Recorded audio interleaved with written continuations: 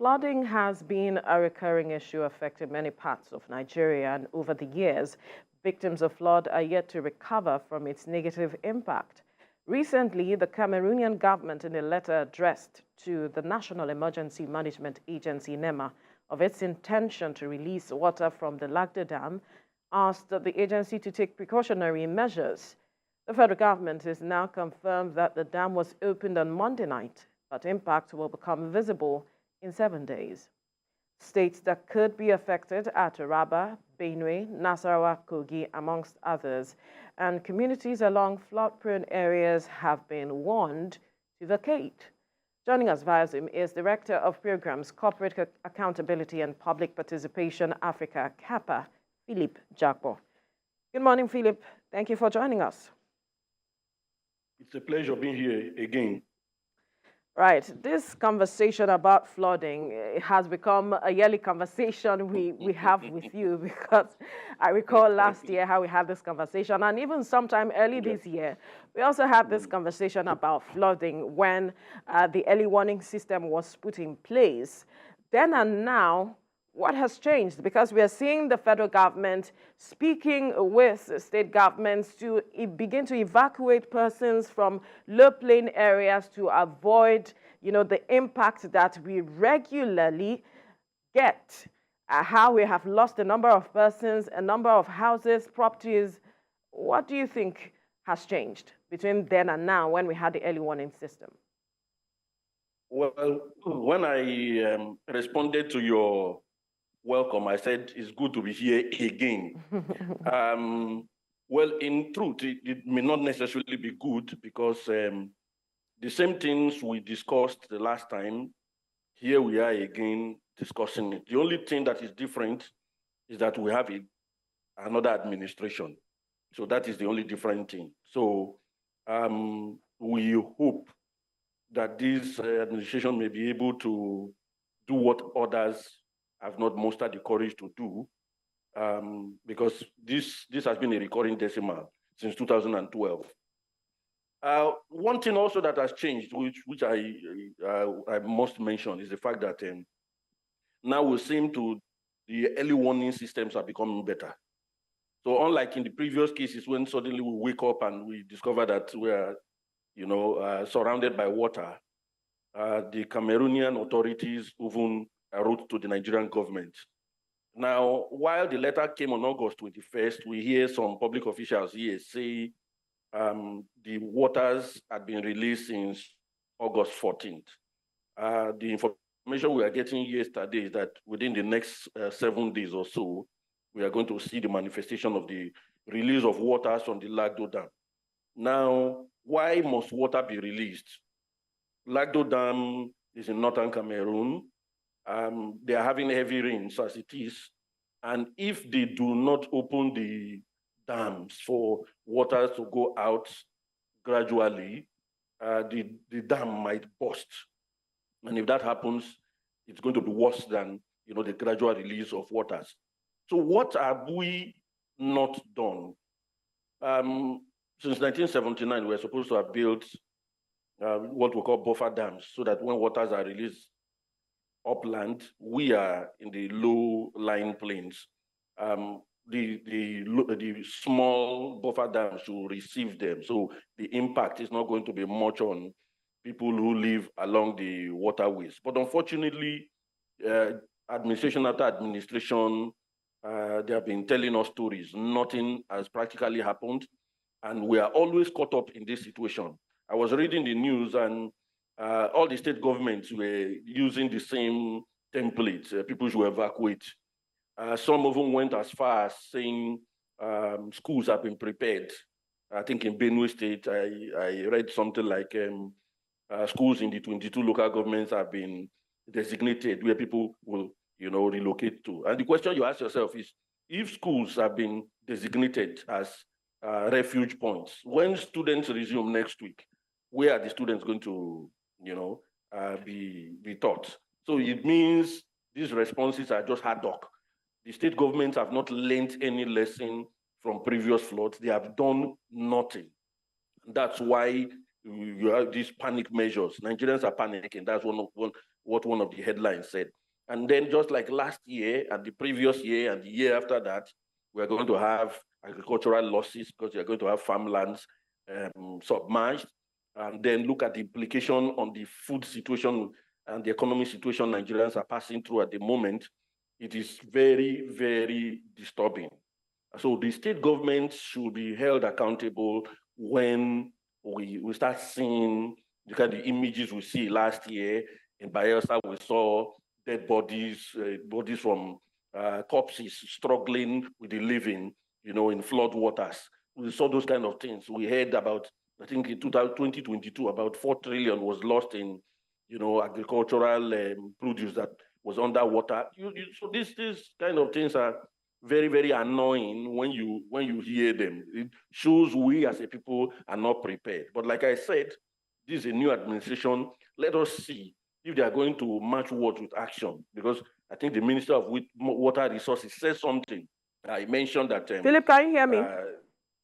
Yeah, I can hear you. Okay, let's quickly put you on hold, please. We'll definitely come back to you as soon as possible. But so many issues he has raised, especially with regards to the level of preparation, how it is that this has been a recurring issue for over 10 years now. We've been having this matter.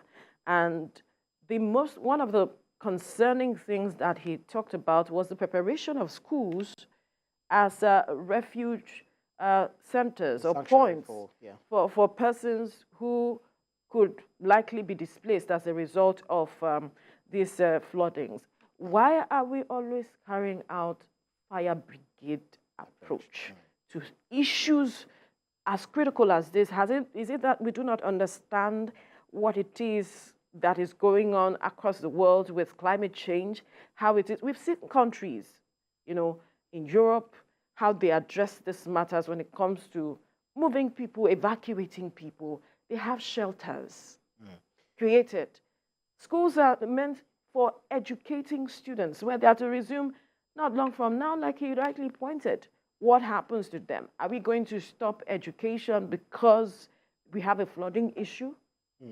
So, the inflow and the outflow of that Lagdo Dam is, along the River Benue, basin. Yeah. And this, just like you said, it's something that has been recurring, year in, year out. I mean, so many years, from 1979, 82 when it was built, and then up until, 2012 was quite disastrous. 2019 was quite disastrous. Even and last year. The very sad thing is that the Director General of the NIH, that's the Nigeria Hydrological Service Agency, says that the notice only came 7 days after the dam was released. So is that to say that the communication between Cameroon and let's say China, Cameroon and Nigeria, is not really in order? Because if we are contiguous and we know that whatever Cameroon does with its own water, that helps them, benefit them in terms of generating electricity, etc., would serve as our own, poison in this country. So if they're trying to shed their own weight, why should we be bearing the brunt? Okay, so if there is no way we can, if there is nothing we can do other than to bear the brunt, then what exactly have they been doing? So I understand that Philip is back. So let's pick it from where you left off, or when you said that the Director General of the Nigeria Hydrological Services Agency, Clement Inde, said they only got the information 7 days after the dam was released. How would you describe the effectiveness of communication between Nigeria and Cameroon? Because this is not something based on the historical, perspective of it. You hit the nail on the head. That will mean there's no synergy in terms of communication, because we've been having this issue of the dams open, whenever you have the yearly or seasonal rains. And by now, we will have thought that there's effective communication between the Nigerian authorities and the Cameroonian authorities. Obviously, that is not there. And that's why we are getting, that letter on August 21, when actually the dams have been opened on August 14th. I always say this, and I don't mince words when I say it. You see, the flooding issue, the opening of dams, is a security issue. And I don't think we have taken that serious. It happened in Ukraine, the war between Russia and Ukraine. Russia didn't want the Ukrainian troops to be able to level up to them quickly in Bakhmut. And what they did was just to bomb, well, that's the allegation from the Ukrainian side, bomb a dam. And then, you know, a lot of communities underwater. So if we are people who are serious, we should know that, you know, this dam opening of water issue is also a security issue. Because if we don't pray for it, we are at war with Cameroon and they decide to open the dam, half of Nigeria will be underwater. So why are we not thinking? We are not thinking as a people.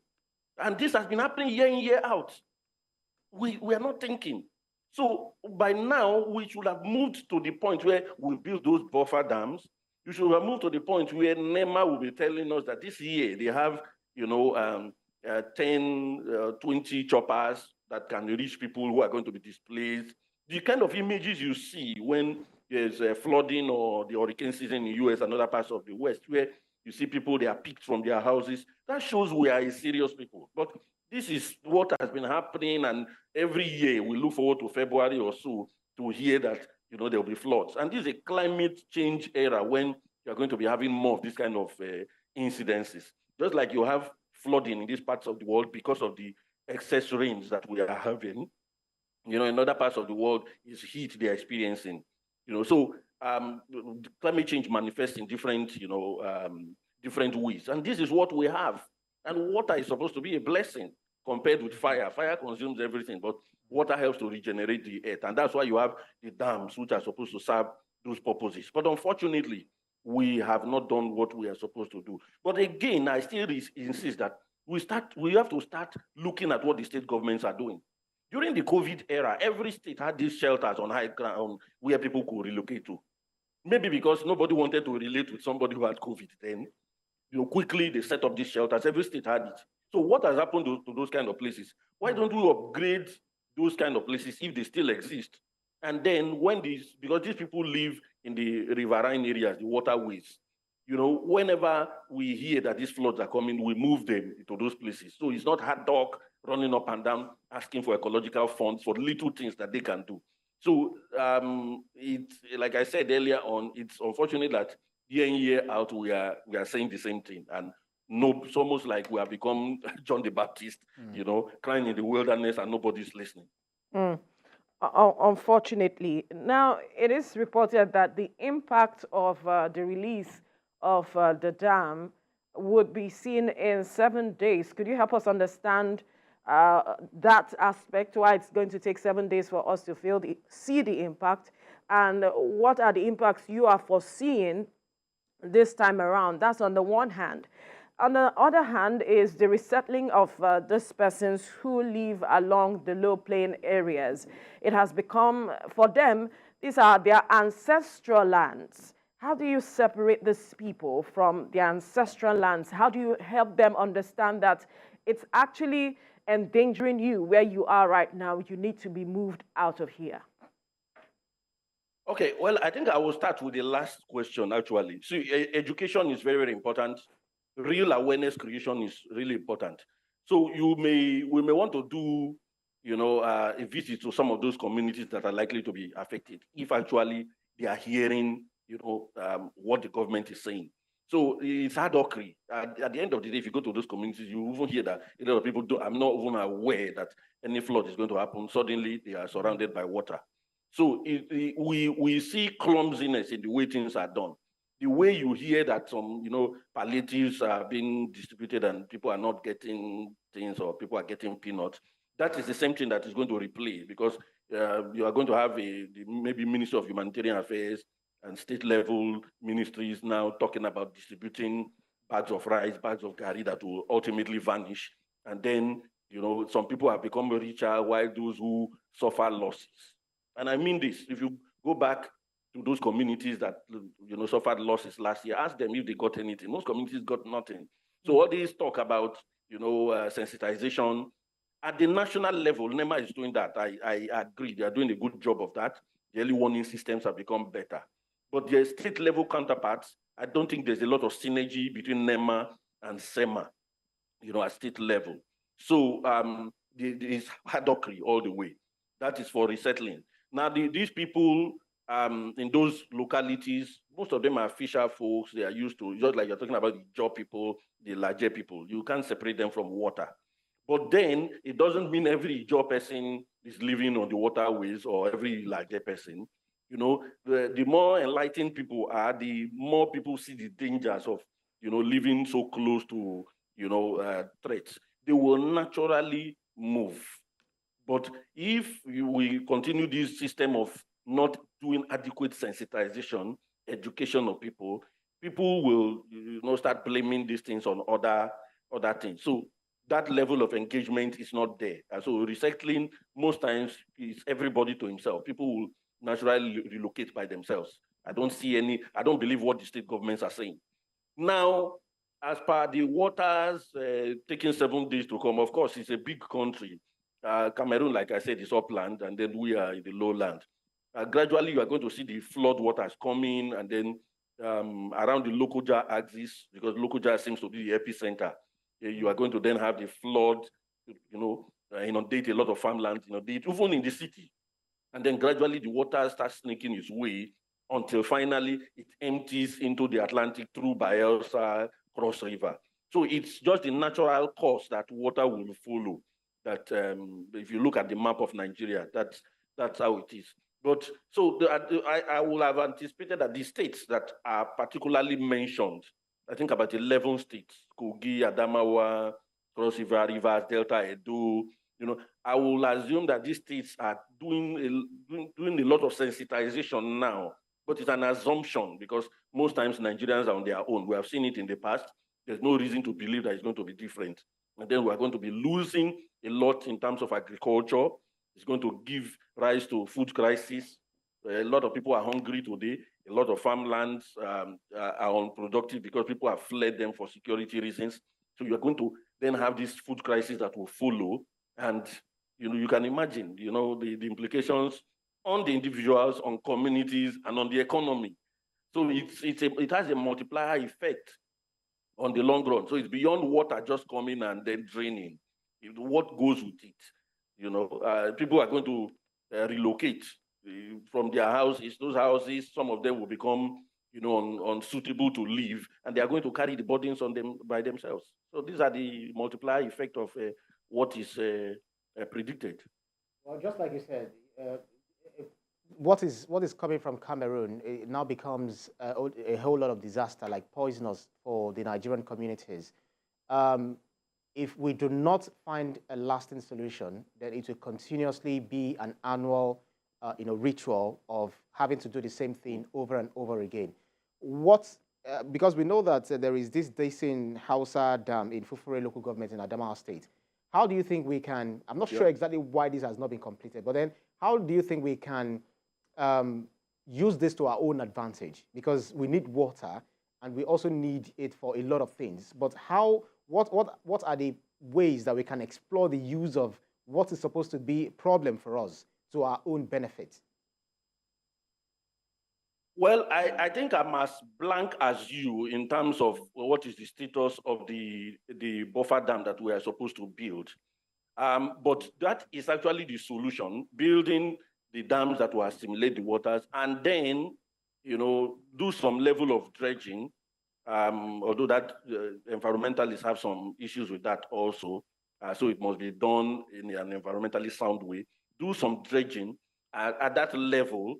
I think we will have solved, you know, more than half of the problem because the dam and smaller dams will assimilate the water. So we're not going to have the level of flooding we anticipate. So that solves the problem. And like I said, since 1979, that has not happened.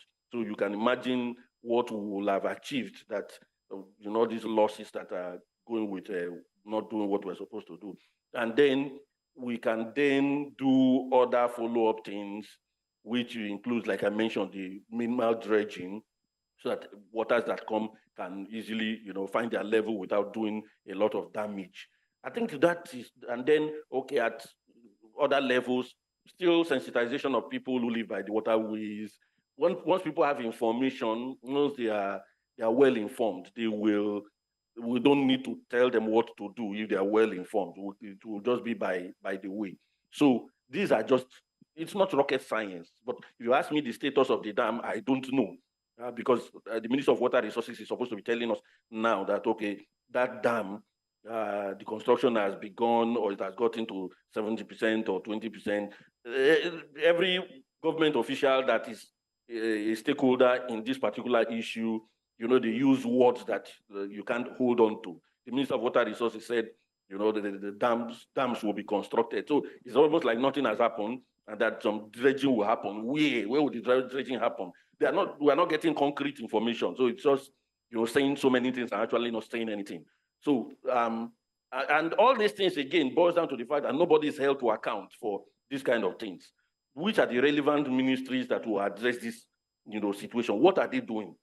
Can they give us update? What has happened between, you know, last year and this year? What did they do at all to prevent the kind of floods that we'll be hearing year in, year out? What have they done? Has anything happened? I mentioned NEMA, even though the early warning systems have become better, but we have not heard anything like, oh, between last year and this year, we bought, you know, 10 speedboats, we got 10 choppers that will evacuate people. In most cases, when these floods happen and cut off a lot of people, you are on your own. It's either you swim it out or you stay there as if it's Noah's flood. It's as bad as that. So everyone, you know, to your tents. So these are really, really trying times for Nigerians. The situation economically is bad, but then we are going to, you know, add to this mix by displacing farmers. Recently got that's what we hear, that some farmers have gotten, you know, seedlings, maize, and all those things to cultivate, and then the flood comes and he washes everything away. So are we serious people? These are the kind of questions we should ask ourselves. Right, and that leads me to the next question.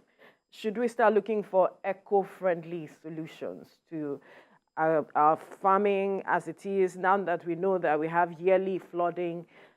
Perhaps look at eco-friendly homes, how we can build eco-friendly homes that will be perhaps flood resistant, so to speak, if there's anything like that. Should we start looking for eco-friendly solutions to some of these challenges? That's on the one hand. The Minister for the Environment said that he is going to ensure that Nigerians do not feel the impact of this Lagdo dam that has been opened, the flooding. What do you think he should do differently this time around, so that Nigerians can really accord him that regard that he did something differently? Well, I'll start with that of the minister. First of all, I'll tell you point blank, I don't believe him. I don't believe what most of the public officials in this regard are saying. We've heard all these things. What does the minister mean by he's going to make sure that Nigerians don't feel it? Can we have 1, 2, or 3 things? I don't believe that. So there's no need to belabor that issue. We should have been hearing things like what they are going to do. And the things we have mentioned since we started this conversation are just the simple things that they should do, that they are not telling us anything about. Now, eco-friendly solutions. Naturally, people who live in these waterways, the Jaw people, the larger people, and other people, they already have those kind of things, but it cannot withstand this kind of flooding we are talking about. If you go to Makoko, you see a floating school. You see, you know, people, these are typical, it's a whole community. Places in Oderili, I think in Ondo State, where you was the larger area, you have people have lived in those areas for centuries. So they already have some eco-friendly solutions, which the kind of houses they built, of course, most of them built with bamboo and other things, but then raised above the waters. So they live in those places. That's where their children raise their children. They already have those, but it cannot withstand, like I said, this level of flooding. This level of flooding is one that will need truly evacuation. And so it's either government wants to preserve, you know, how these people have lived from generations, and then help them, you know, have those shelters on high ground where they can move to.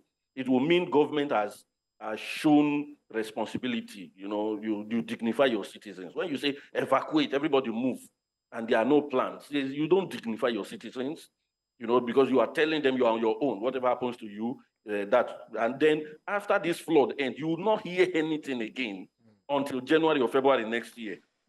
So we need to now start holding, or public officials to account. So the minister has said he's going to ensure that Nigerians don't suffer. So I think the media should then follow him up to know what he's going to do to ensure that, Nigerians don't suffer. So that by next year, if the situation is the reverse, we'll come back and say, Minister, you said this last year. Yeah. So we have to start holding people to account. The state governments are talking about providing shelters. Well, what we are hearing is schools designated.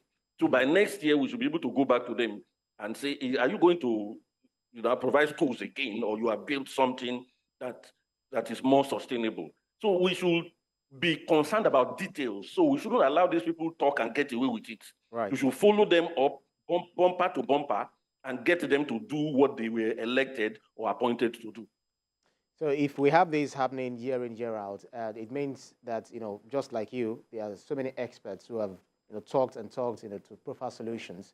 And should we not check what recommendations had been made to the previous administrations, whether it wasn't implemented, or what kind of research have they done in order to provide solutions? And if there had been mandate given to those who were supposed to resolve these issues and they've not been able to do it, then shouldn't heads roll? I agree with you. So I think that's the agenda we are setting in this discussion. We should start holding people to account. This discussion has started since 2012. During the Jonathan administration, a committee was set up in 2012, so comprising some state governors, some billions were raised. What did they use it for? So then we follow it up from then till the present. And I think a lot of revelations will come out from those things. Now let's even look at the distribution of relief materials to those who suffered this matter of flooding last year. We saw that the distribution of relief materials came a year afterwards. We saw the distribution in some states in the north as well as across the country. And just yesterday in Bayelsa, we heard that there was an invasion of the warehouse where the palliatives were kept, so to speak. I wonder what you make of how really we are trying to cushion the effect of this matter of flooding with regards to those who feel the impact the most, how the government has been able to manage it thus far. Well, I'll give an example with something I witnessed in 2012 when the flood happened in Lokoja. I still believe the 2012 flooding was the worst we ever had in the history of this country. I was in Lokoja, and in one of the local governments, one of the places where this so-called shelter was set up, of course, it was also a school, a public official came with bags of rice, bags of gari, a truckload of those things for the displaced persons. A lot of media people came with that entourage, and a lot of glowing speech of empathy was made. And after that, this same public official wanted to leave with those same items. And the community people started revolting and like, you cannot do this because you just came to use us to create a scene, and then you are living with those things. Those are the kind of things that we are likely to see. When we had COVID and there was palliatives, people hid them away from the people who deserve to get them. We saw what happened, I think, in Adamawa some months ago, where people had to break into some of these places where you have palliatives and help themselves to what belonged to them.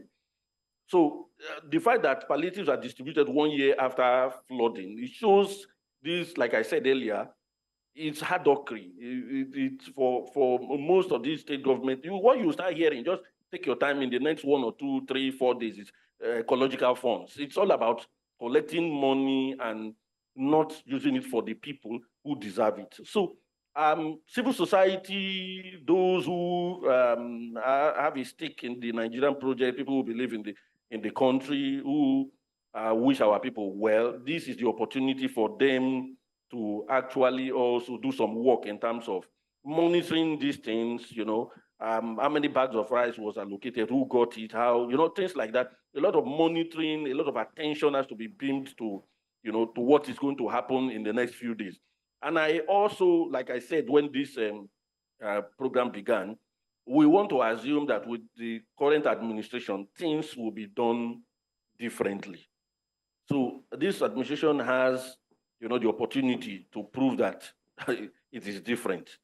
But already with the palliatives, we are seeing what is happening in some states already, where people are getting a cup of rice, and the clear mark of seriousness on the part of the states. So, if not palliative, what should the government be giving?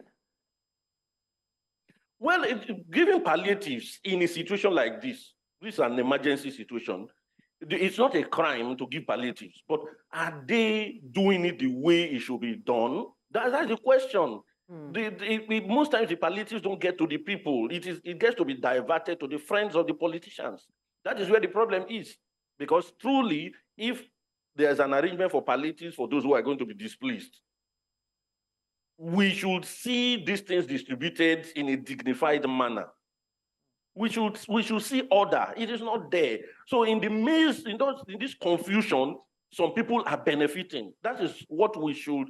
That's why I said it is time we start monitoring the processes, what everybody is saying and what they are doing. If the minister said Nigerians are not going to suffer, he's going to make sure that Nigerians don't suffer needlessly. So let us follow up and see what he has done to make that happen or not happen. If state governments have said they've set up shelters, let's even go and look at those places they call shelters.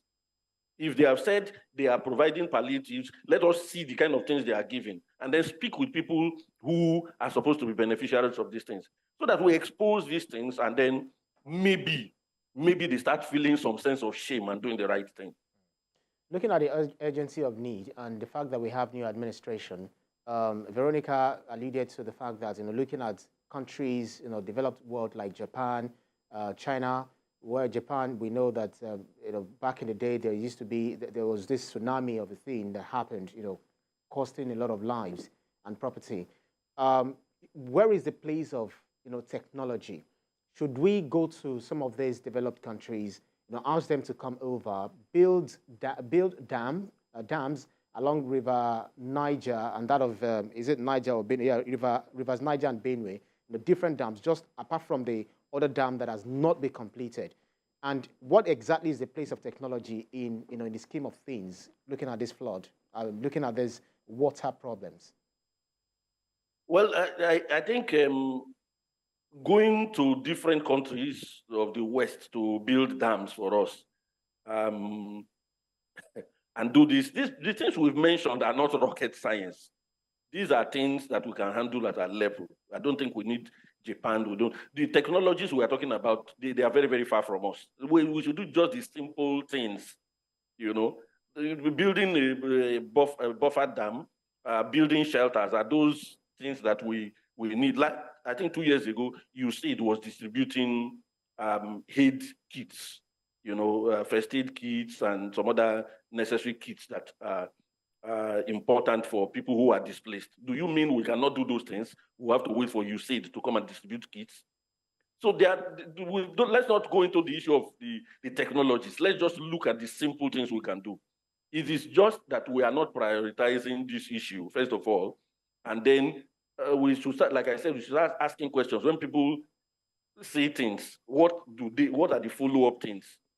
We are not prioritizing this issue, which has become a yearly thing. If we are prioritizing it, we will know the things we are demanding, the things we are talking about are not rocket science, like I said earlier. They are simple things. Building buffer dams, small dams, building houses on shelter, getting choppers for NEMA to be able to move around, speedboats to go around, ensuring that the vulnerable get what they need. Do we have to run all the time to the West?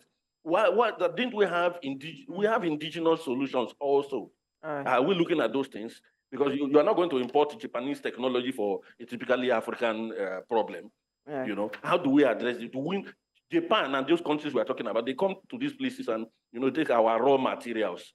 So why don't we study what they are using our raw materials to do and do it here? Philip, let me quickly take you back to something you mentioned earlier, talking about we should monitor whatever the government is saying. We should follow up to ensure accountability and all of it.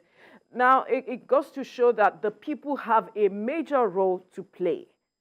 From the statement you have made, just quickly highlight the roles people have to play with regards to this issue that we've been talking about as we wrap up this conversation. Well, I think the first and most important rule that people have to play is to be alive. People must take their destinies in their hands because administration after administration has failed. So if you continue to experience flood and government is not doing anything, you just have to help yourself. You have to be alive to even start discussing what you do or not do, because people also die from these flooding incidents. Yes, for civil society, I believe, has a lot of role to do in also in sensitizing people in these riverine areas on the need to, again, help themselves. We all must collectively, and that is what your program is doing, and many other programs that talk about these issues, we must continue to highlight the issues. We cannot keep quiet. But then I think we then must move from the point of raising the alarm, drawing the attention to the issues now, and actually picking on what people who are relevant to the subject matter and digging into what they are doing or not doing. I think that the real work must come from government and not the people. All right, we'll leave the conversation here now. Philip Jakpor, Director of Programs, Corporate Accountability and Public Participation Africa, thank you for your time. Thank you for having me. Right.